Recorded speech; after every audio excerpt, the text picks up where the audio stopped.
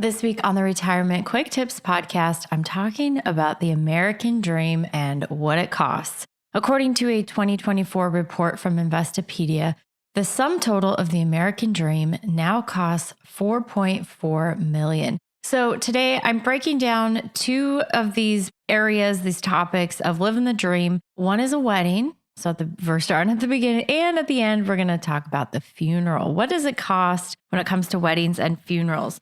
It's been a while since I got married in 2011. Back then, my dad gave me a specific sum of money, which was very generous of him, but it was not a large sum of money.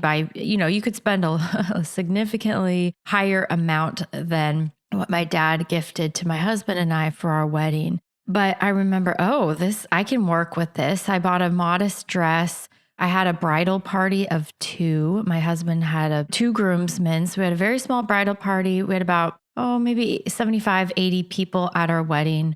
Small affair. It was outdoor. It was beautiful. I hired a photographer. I hired a videographer. I had an amazing caterer. I hired a DJ to play at the reception, and I hired a guitarist to play at the ceremony. So I didn't skimp. It wasn't a backyard ceremony. It had bells and whistles, but it was striking because it ended up costing, probably with all of that, maybe around $18,000 in total for our wedding. Well, fast forward to 2025, and that cost for a wedding is now $44,300. That is the average cost, including the ring, ceremony, and receptions.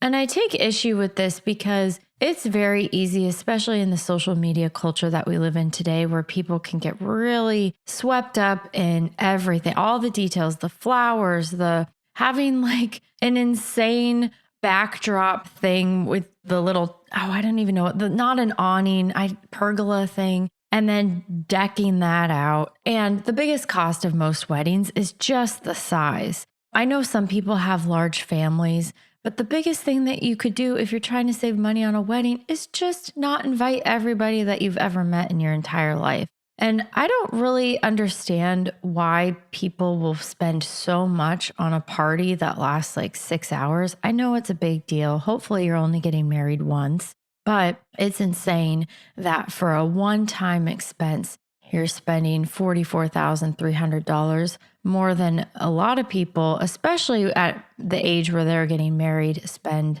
or make in a year. And usually the cost of a wedding comes down to mom and dad. So you may be listening to this podcast. Most people in their 20s or early 30s who are getting married, they'll have the ability to pay for that. So they put it on a credit card, they get some money from mom and dad. But I think the important thing here is that I sort of disagree with the fact that why are we spending so much on this to begin with? Do we really need to spend this? Is it really a part of the American dream to have a nice big wedding that costs over $40,000? Personally, I don't think so. I'm a little bit biased. I'm going to spend actually maybe more than that on my funeral. So moving on to funerals, the cost of a funeral, which is interesting. I find it interesting that they include this as part of the American dream because most people are thinking of living the dream when they're thinking of their burial and death. But it's an important thing because it does cost money. And according to the 2024 average, the inflation adjusted figure for the cost of a funeral is estimated to be $8,453. I kind of go in the opposite direction though.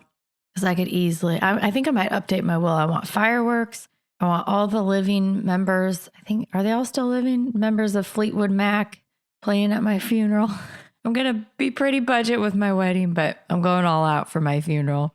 All right, there you have it. The total combined cost of living the dream when it comes to a wedding and a funeral, $52,753.